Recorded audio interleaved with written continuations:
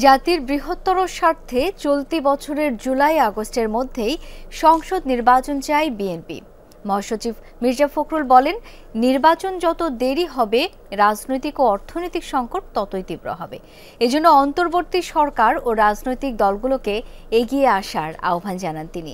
জাতীয় নির্বাচনের আগে স্থানীয় সরকার নির্বাচনের বিরোধিতা করেন ফখরুল। জানান, তড়িঘড়ি করে জুলাই হত্যার বিচার হলে তা প্রশ্নবিদ্ধ হবে।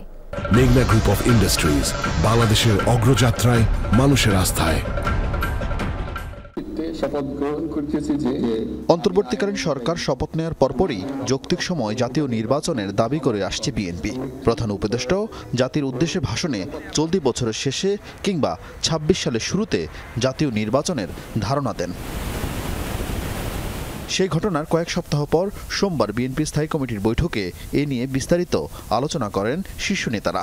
দেশের সার্বিক পরিস্থিতি বিবেচনা ও সংস্কার কমিশনগুলো তাদের সুপারিশ জমাদান শুরু করায় ভোটের জন্য চলতি বছরের মাঝামাঝি সময় উপযুক্ত বলে মনে করে বিএনপি।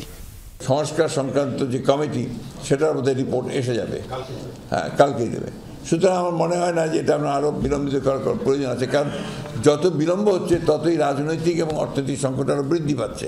জুলাই আগস্ট মধ্যেই নির্বাচন সম্ভব, এবং আমরা এই কারণেই আমরা সরকারকে আহ্বান জানাচ্ছি, নির্বাচন কমিশনকে আহ্বান জানাচ্ছি এবং রাজনৈতিক দলগুলোর প্রতি আহ্বান জানাচ্ছি যে দেশের বৃহত্তর স্বার্থে এই বছরের মাঝামাঝি সময় নির্বাচন অনুষ্ঠানের জন্য আমরা ব্যবস্থা নিতে পারি। মির্জা ফখরুল এমন সময় এই দাবি উত্থাপন করলেন যখন জাতীয় নির্বাচনের আগে স্থানীয় সরকারের ভোটের আলোচনা চলছে। বিএনপি মহাসচিবের সাফ জবাব, এমন সিদ্ধান্ত নেয়ার কোনো সুযোগ নেই। এরকম একটা ক্রিটিক্যাল মোমেন্টে জাতীয় সংসদ নির্বাচন ছাড়া অন্য নির্বাচন করার চিন্তাটা আসে কোত্থেকে? আইন করা জাতীয় সংসদ, গণতন্ত্রের মূল বিষয়টাই কিন্তু হচ্ছে আপনার জাতীয় সংসদ। এটা যদি ফাংশনাল হয়, এটা যদি ইফেক্টিভ হয়, তাহলে গণতন্ত্র ফাংশনাল হয়, ইফেক্টিভ হয়। নাগরিক কমিটি সহ বিভিন্ন মহল থেকে দ্রুত নির্বাচন হলে জুলাই হত্যাকাণ্ড ও ফেসিবাদের বিচার বাধাগ্রস্ত হওয়ার আশঙ্কা প্রকাশ করা হয়। মির্জা ফখরুল বলেন, তড়িঘড়ি করে ফেসিবাদের বিচার করা হলে তা প্রশ্নবিদ্ধ হবে।